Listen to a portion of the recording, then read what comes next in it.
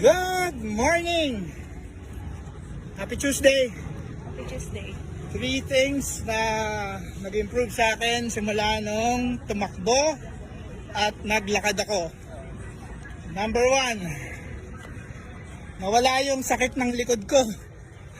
Dati, pag matutulog ako ng straight 6 hours, sigurado yan, hindi ako makakabangon. Kailangan kong dumapa, tapos itulak ng arms ko, yung katawan ko para makatayo ako. Ngayon, wala na siya. Wala na yung pain sa lower back ko. Pangalawa, hindi na ako nagigising ng 4 times every time na matutulog ako sa gabi.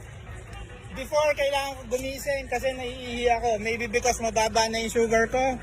But yun, simula nang tumakbot, naglakad ako, straight na yung tulog ko, hindi na ako nagigising. And then, pangatlo, gumanda yung bowel ko. Dati, parang palagi akong constipated. Ngayon, okay na, regular na yung bowel ko. So yun, baka may mga problema rin kayong ganon. Tumakbo kayo or maglakad, baka mawala. Yun lang. Happy Tuesday. Run, run, run.